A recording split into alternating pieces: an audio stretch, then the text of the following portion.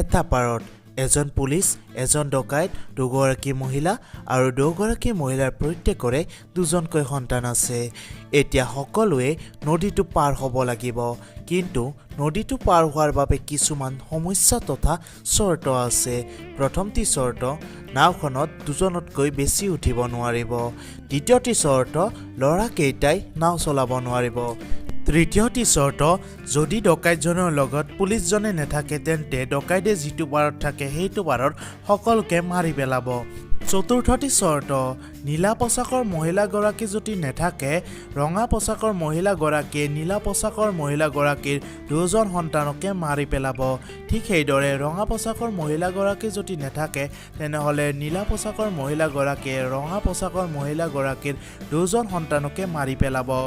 এতিয়া আপোনালোকৰ বাবে এইটো প্ৰশ্ন, কাৰোৱে একো ক্ষতি নোহোৱাকৈ অতি কমেও কিমান বাৰত নদীটো পাৰ হ'ব পাৰিব?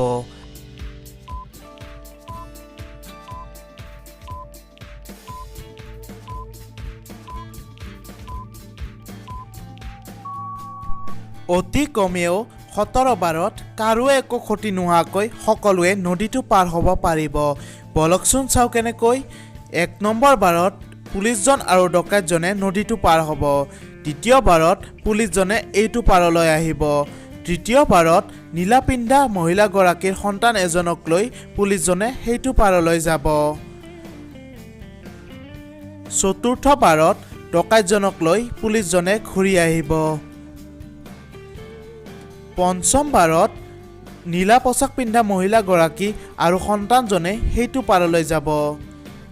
ষষ্ঠ বাৰত মহিলাগৰাকীয়ে ঘূৰি আহিব। সপ্তম বাৰত ৰঙা পোচাক পিন্ধা মহিলাগৰাকীৰ সৈতে আকৌ সেইটো পাৰলৈ যাব। অষ্টম বাৰত ৰঙা পোচাক পিন্ধা মহিলাগৰাকীয়ে ঘূৰি আহিব। নৱম বাৰত পুলিচজন আৰু ডকাইতজনে সেইটো পাৰলৈ যাব। 10 নম্বৰ বাৰত মহিলাগৰাকীয়ে ঘূৰি আহিব। 11 নম্বৰ বাৰত ৰঙা পোচাক পিন্ধা মহিলাগৰাকীৰ সৈতে আকৌ ঘূৰি যাব।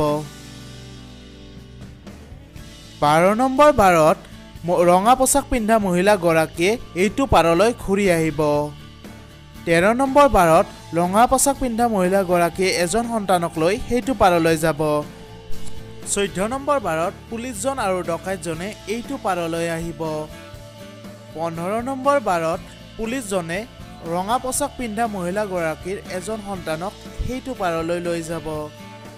আকৌ 16 নম্বৰ বাৰত পুলিচজনে এইটো পাৰলৈ আহিব আৰু 17 নম্বৰ বাৰত পুলিচজনে ডকাইতজনক লৈ সেইটো পাৰলৈ যাব।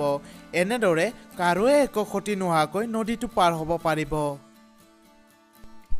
ইয়াৰে মাজত দুটা ছবি একেই আছে।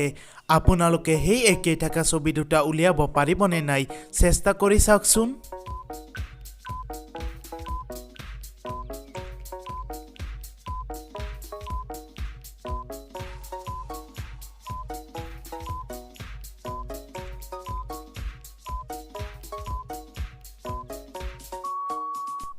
ইয়াতে এই দুটা ছবি দেখিবলৈ একেই।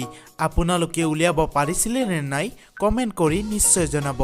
বলকচোন আমি পিছৰ প্ৰহেলিকাটোলৈ আগবাঢ়ো। আজি আপোনালোকৰ অলপ দৃষ্টিশক্তিয়ে পৰীক্ষা কৰোঁ। এই ফটো দুখনৰ মাজত প্ৰায় 4টা অমিল আছে। আপোনালোকে সেই 4টা অমিল উলিয়াব পাৰিবনে নাই চেষ্টা কৰকচোন।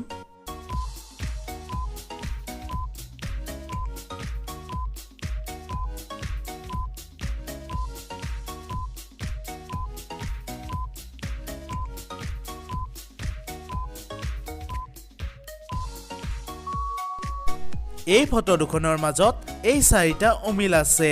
আপোনালোকে উলিয়াব পাৰিছিলে নে নাই কমেণ্ট কৰি নিশ্চয় জনাব। বলকচোন আমি পিছৰ প্ৰহেলিকাটোলৈ আগবাঢ়ো। অলপ আৰু কঠিনভাৱে আপোনালোকৰ দৃষ্টিশক্তি জুখিবলৈ চেষ্টা কৰিছোঁ।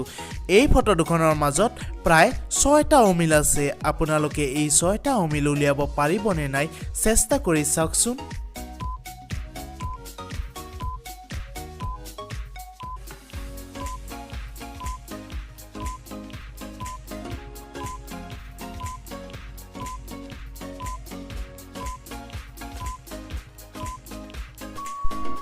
এই ফটো দুখনৰ মাজত এই ছয়টা অমিল আছে আপোনালোকে উলিয়াব পাৰিছিলে নে নাই কমেন্ট কৰি নিশ্চয় জনাব বলকচোন আমি পিছৰ প্ৰহেলিকাটোলৈ আগবাঢ়ো অন্তিম অৱস্থাত আপোনালোকৰ বাবে এটি ধুনীয়া হাতৰ লৈ আহিছো এই হাতৰটি আমালৈ পঠাইছে আজাদ আহমেদ চৌধুৰীয়ে হোজাইৰ পৰা তেওঁৰ হাতৰটি আছিল এনেকুৱা ধৰণৰ কোনজন ব্যক্তিয়ে নিজৰ মৃত্যু ক'ত কেতিয়া কেনেকৈ হ'ব গম পায় আপোনালোকে এই হাতৰটিৰ উত্তৰ কমেন্ট বক্সত নিশ্চয় জনাব আৰু যিসকলে শুদ্ধ উত্তৰ দিব পাৰে তেওঁলোকৰ নাম আমি অহা ভিডিঅ'টিত উল্লেখ কৰিম তেনেহলে আজিলৈ লৈছো বিদায় অহা ভিডিঅ'টিত পুনৰ লগ পোৱাৰ আশাৰে ধন্যবাদ জয় আই অসম